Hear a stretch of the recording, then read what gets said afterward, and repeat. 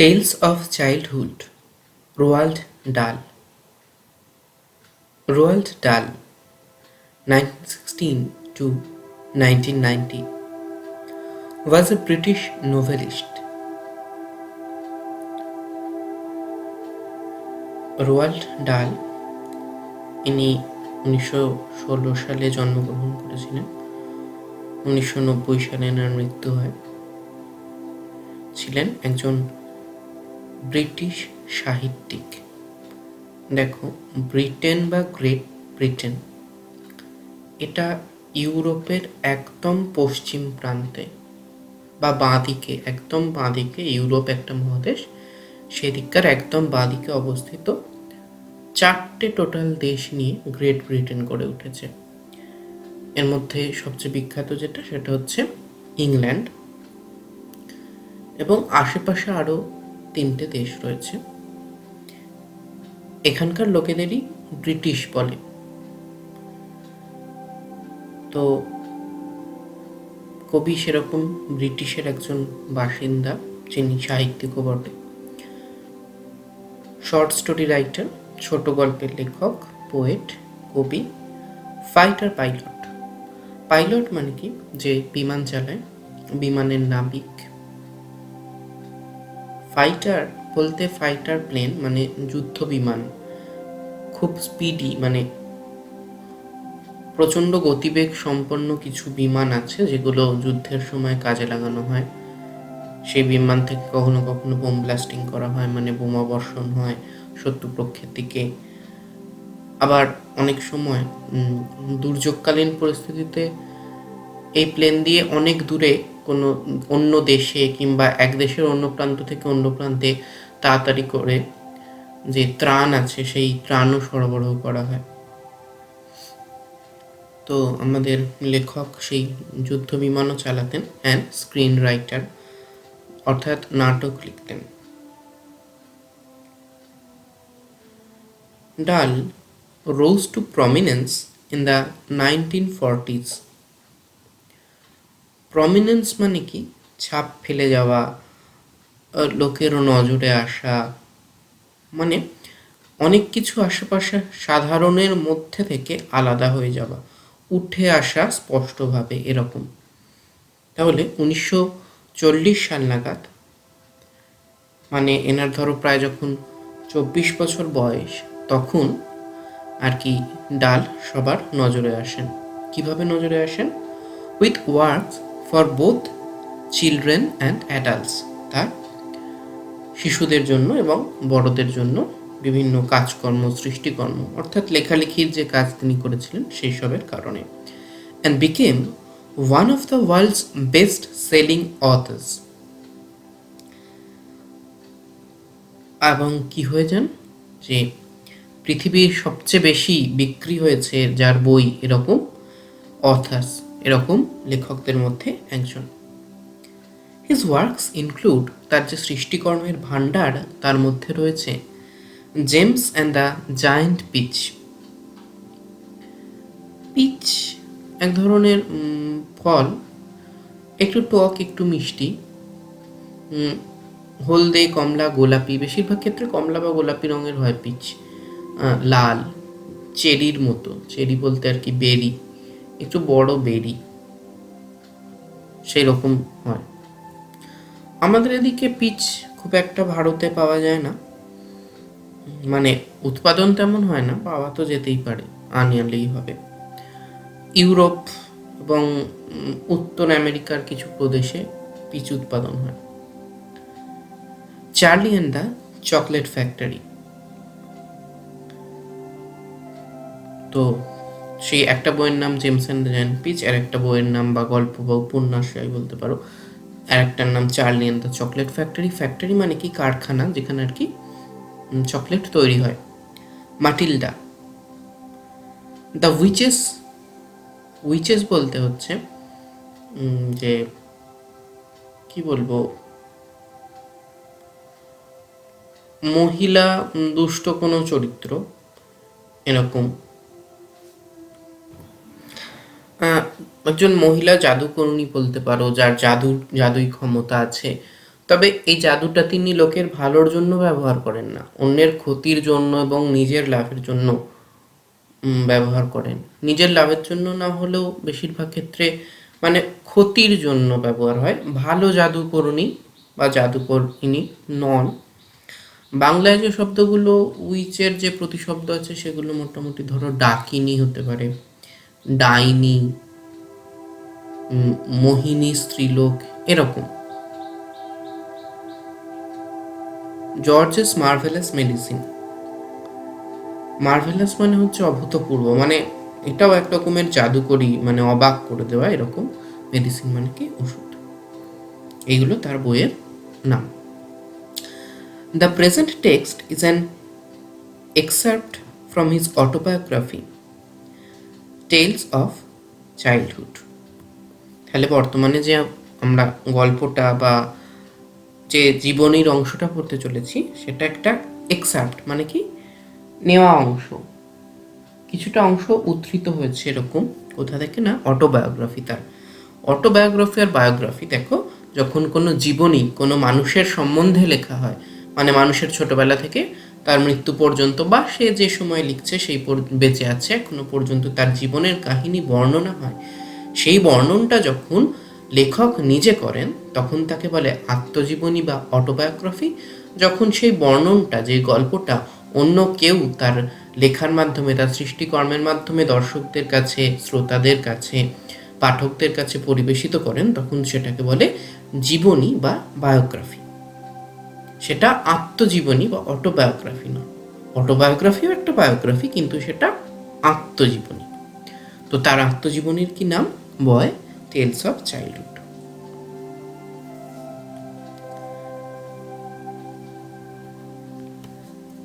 মাই father Harald Dahl. আমার বাবা, তার কি নাম? Harold Dahl. আমার বাবা বলতে লেখকের আর কি বাবা। ওয়াজ এ নরওয়েয়ান। নরওয়েয়ান, নরওয়ে, NORWAY। এটা হচ্ছে ওই ইউরোপেরই ওই বাঁদিক, মানে পশ্চিম প্রান্তের আর একটা দেশ। ইংল্যান্ডের একটু উত্তর পূর্ব দিকে অবস্থিত, মানে ডান দিক করে ওপরের দিকে অবস্থিত নরওয়ে, ইংল্যান্ডে। তো সেখানকার বাসিন্দা ছিলেন কবির বাবা, who came from a small town near Oslo. যিনি অসলো কাছে একটা ছোট্ট শহর থেকে এসেছিলেন। অসলো হচ্ছে এই নরওয়ে দেশটার প্রধান রাজধানী শহর, প্রধান শহর এবং রাজধানী, কল্ড সার্পসবর্গ। আর সেই শহরটার নাম কি ছিল? ছোট্ট শহরটার নাম Sarpsborg. His own father, my grandfather. আমার বাবার নিজের বাবা, মানে কি আমার দাদু, was a fairly prosperous merchant. Fairly মানে যথেষ্ট রকম, যতটা হওয়া দরকার তার চেয়ে বেশি, কিংবা যতটা দরকার ততটা, মানে কম কিছু নেই। প্রসপারাস, প্রসপারাস মানে কি সমৃদ্ধিশালী। মার্চেন্ট মানে হচ্ছে বণিক বা ব্যবসায়ী, যারা আর কি কেনা বেচা করেন, বেচেন বেশি। তো লেখকের দাদু যথেষ্ট নামী, মানে সমৃদ্ধশালী এবং নামী একজন ব্যবসাদার ছিলেন। হু ওন্ড এ স্টোর ইন সার্পসবর্গ, যার একটা নিজস্ব দোকান ছিল ওই সার্পসবর্গে। ওন্ড মানে কি? ওন মানে কি আমার, তার মানে ওন্ড এটা একটা ভার্ব, এটার মানে হচ্ছে নিজের ছিল। And traded in just about everything, এবং প্রায় সব কিছুরই ব্যবসা করতেন। ট্রেড মানে হচ্ছে ব্যবসা করা। From cheese to chicken wire, everything, সব কিছু। কী কী ছিল? একদম চিজ থেকে শুরু করে মুরগির যে খাঁচা, সেই খাঁচা তৈরির তার অবধি। চিজ একটা ডেয়ারি প্রোডাক্ট, মানে দুধ থেকে তৈরি হয়। একটু দুধকে ঘন করা হয়, কিন্তু খুব শক্ত নয়, আবার নরম। চিজে তাপ দিলে বা হিট দিলে চিজ গলে যায় এবং একটা বেশ আঠালো তৈরি হয়। আবার পরে ঠান্ডা হলে আস্তে আস্তে চিজ জমে যায়। তো বিভিন্ন ধরো কয়েকটা বিখ্যাত বিদেশি খাবার, পিৎজা, পাস্তা, তারপর একটা সস আছে হোয়াইট সস নামে, লাজানিয়া, স্যান্ডউইচ, এরকম বিখ্যাত বিভিন্ন বিদেশি খাবারে চিজের ব্যবহার ব্যাপক। ইউরোপ এবং আমেরিকান যত দেশ আছে তারা প্রায় প্রত্যেক দিন খাবারে চিজ ব্যবহার করে। আমরাও চিজ খাই মাঝে মাঝে। তো চিজ যদি তোমরা না খেয়ে থাকো বা না দেখে থাকো, টম অ্যান্ড জেরি কার্টুন দেখেছো হয়তো। সেইখানে জেরি যে একটা হলুদ রঙের জিনিস, তাতে গোল গোল ফুটো থাকতো, সেই জিনিসটা চিজ, যেটা ইঁদুর ধরার করলে আটকানো থাকতো, আর জেরি খেতে খুব ভালোবাসতো। টম অ্যান্ড জেরি কার্টুনের কথা বলছি। আর চিকেন ওয়াইয়ার, ওয়াইয়ার বলতে তার খাঁচা লোহার বা কোনো ধাতুর বেড়ি দিয়ে বানানো হয়, কিংবা আর কি ছোটো সরু সরু তার দিয়ে বানানো হয়, সেই তারগুলো পাওয়া যেত। মানে প্রায় সবই পাওয়া যেত সেই দোকানে। কবি এরকম একটা জিনিস বলতে চাইছে। My father had lost an arm when he was 40। তাহলে কবির বাবার যখন 14 বছর বয়স, when he was 14, তো লেখকের বাবা তার একটা হাত হারিয়ে ফেলেন বলতে ওরাম না, মানে তার একটা হাত আর কি বাদ চলে যায়, কাটা পড়ে যায়। একটাই হাত ছিল আর একটা হাত ছিল না। But had become a successful ship broker. Successful মানে কি, যে সাফল্যমণ্ডিত, যে যিনি সফল, মানে যা করতে চাইছেন সেটা করতে পেরেছেন। কি করতে চাইছিলেন না, শিপ ব্রোকার। ব্রোকার বলতে যে সরবরাহ করে, শিপ মানে কি জাহাজ, তাহলে যে জাহাজের মাল সরবরাহ করে, আবার জাহাজ সরবরাহ করে সেটাও হতে পারে। তো তিনি 14 বছর বয়সে তার হাত হয়তো খুইয়েছিলেন, কিন্তু একজন সাফল্যমণ্ডিত জাহাজের মাল সরবরাহকারী ছিলেন। A ship broker is a person who supplies the ship. বলেই দিচ্ছেন লেখক যে শিপ ব্রোকার মানে কি, যে শিপ ব্রোকার হচ্ছে এমন একজন মানুষ যিনি জাহাজের যা যা দরকার সেই সব জিনিসপত্র সাপ্লাই করেন। Everything it needs when it comes into port. Port মানে কি, বন্দর। জাহাজ সমুদ্রে যায়, এক বন্দর থেকে এক বন্দরে যাওয়ার মধ্যিখানের যে পথ, সেই জায়গাটা সমুদ্র। বন্দরে জাহাজ নোঙর হয়, মাঝে মাঝে মাঝ সমুদ্রেও যদি ঝড় এলো বা প্রয়োজন আছে এরকম অবস্থায় মাঝ সমুদ্রেও জাহাজ নোঙর করা হয়, কিন্তু বন্দরে জাহাজ নোঙর করা থাকে। সেই বন্দরে যা যা প্রয়োজনীয় সামগ্রী সব জাহাজে তুলে নেওয়া হয়, তারপরে সমুদ্র যাত্রা করা হয় এবং নিত্য প্রয়োজনীয় দ্রব্য অন্য দেশে বা অন্য জায়গায় পৌঁছে দেওয়া হয়। আবার সেই দেশ থেকে নিয়ে আসা হয় প্রয়োজনীয় দ্রব্য, আবার প্রথম যে বন্দরে ছিল সেই বন্দরে সরবরাহ করা হয়। তাই বন্দরে বুঝতে পারছো যে এই জিনিসটাকে বলে মাল খালাস করা এবং মাল তোলা। খালাস বলতে নামিয়ে দেওয়া, আর তোলা বলতে নতুন জিনিস জাহাজে রাখা। এরমভাবে চলে, এটা বেশি বন্দরেই চলে। তো কি কি জিনিস এরম খালাস হতো, তুলে নেওয়া হতো? Fuel and food. ফুয়েল মানে হচ্ছে জ্বালানি। জ্বালানি বলতে কি, ধরো গাড়ি চলতে যে তেল লাগে, ডিজেল লাগে, পেট্রোল লাগে। কিছু ট্রেন আছে বিদ্যুতে চলে, সেক্ষেত্রে বিদ্যুৎ জ্বালানি। এসব এখনকার যে মোটর বাইক, স্কুটি, এগুলো বিদ্যুতে চলে, সেটা জ্বালানি। আমাদের বাড়ির আলো পাখার জ্বালানি হচ্ছে ওই বিদ্যুৎ। জ্বালানি মানে বুঝতে পারছো, এরকম এই জিনিসগুলোকে বলে জ্বালানি, যা দিয়ে কোনো কিছু চলে, চলানোর জন্য যেটা নিঃশেষিত হয়ে যায় এবং তাকে শক্তি সরবরাহ করে। তো খাবার এবং জ্বালানি। Ropes and paint. রোপ বলতে দড়ি, আর পেন্ট হচ্ছে যে রং করার যে রং আর কি। Soap and towels. সোপ মানে সাবান, টাওয়েল মানে আমাদের অনেকটা ওই গামছার মতো, একটু মোটা গামছা, মোটা কাপড়ের টাওয়েল হয়, মানে চান করে উঠে গা শুকানোর জন্য। Hammers and nails. হাতুড়ি এবং নেলস। দেখো এমনিতে নেল মানে হাতের নখ, এখানে নেল বলতে পেরেক বোঝাচ্ছে। হ্যামার্স অ্যান্ড নেলস এই ফ্রেজটার অনেক রকম মানে আছে, অনেক রকমভাবে ব্যবহার হয়। কখনো কখনো ভালো জিনিস বোঝাতেও ব্যবহার হয়, খারাপ কিছু জিনিস বোঝাতেও ব্যবহার হয়। তো এই আত্মজীবনীটায় হ্যামার্স অ্যান্ড নেলস মানে হচ্ছে যে হাতুড়ি এবং পেরেক,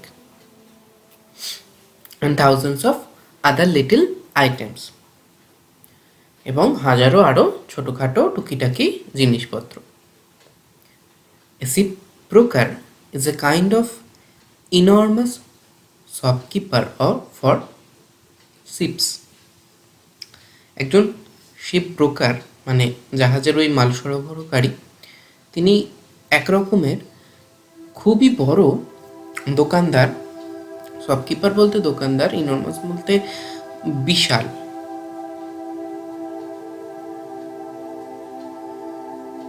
তো এরকম একজন খুবই বড় জাহাজের আর কি দোকানদার। And by far the most important item he supplies to them is the fuel. এবং তিনি সবচেয়ে বেশি গুরুত্বপূর্ণ যে জিনিসটা তাদের যোগান দিতেন, সরবরাহ করতেন, সাপ্লাই বলতে সরবরাহ করা মানে দেওয়া তাদেরকে, সেটা হচ্ছে ওই জ্বালানি। On which the ship engine run, যার উপর ভিত্তি করে জাহাজের ইঞ্জিনটা ছোটে বা চলে বা ঘোরে। তো ইন দোজ ডেজ অনলি কোল, তখনকার দিনে সেটা ছিল কি শুধুমাত্র কয়লাকে পুড়িয়ে জ্বালানি তৈরি হতো। আর জাহাজের একটা কয়লা বেরোনোর চিমনি বা নল থাকতো, সেখান থেকে প্রচুর কালো ধোঁয়া বেরোতো আর প্রচুর পরিমাণে কয়লা সংগ্রহ করে নেওয়া যেত। কারণ মধ্যিখানে তো সমুদ্র, বিশাল জলরাশি, সেই জলরাশির মধ্যে জাহাজের জ্বালানি কয়লা পাওয়া যাবে না। এবার মধ্যিখানে যদি কয়লা ফুরিয়ে যায়, মানে সবসময় কয়লা ঢালতে হতো জাহাজের ইঞ্জিনে, স্টিমারে। সেই স্টিমার থেকে স্টিমও বেরোতো, সেই স্টিমে জাহাজ চলতো এবং তাপশক্তি, বিদ্যুৎ শক্তি উৎপাদন হতো। বিদ্যুৎ শক্তি খুব কম জাহাজ, অনেক দামি জাহাজে হতো কয়লা থেকে বিদ্যুৎ, তাপশক্তিতে জাহাজটা চলতো। তো এরমভাবে হতো। তখনকার দিনে খালি কয়লাই ব্যবহার হতো। আজকালকার দিনে কখনো কখনো ডিজেলের জাহাজ হয়, পেট্রোল হয়, আজকালও কয়লা ব্যবহার হয়, পুরোপুরি উঠে গেছে তা না, কিন্তু অন্যান্য জিনিসপত্র সাবস্টিটিউট আর কি বেরিয়ে গেছে। He set up a ship broking farm.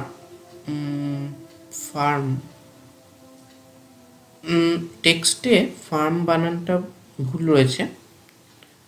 এই ফার্ম মানে FARM, এই ফার্মটার মানে হচ্ছে যে একটা জমি, ধরো খোলা জমি বা চাষবাসের একটা জায়গা, আশেপাশে কটা বড় খামার বাড়ির মতো আছে। খামার বলতে আর কি যেখানে পশু পাখি, এই গৃহপালিত পশু পাখি নয়, মুরগিকে যদি পাখি বলো সেক্ষেত্রে বলা যায়, থাকে, সেটাকে বলে খামার। এবং উৎপাদিত ফসল সেটাকে স্টোর করে রাখার জন্য, জমা করে রাখার জন্য একটা সংগ্রহশালা থাকে।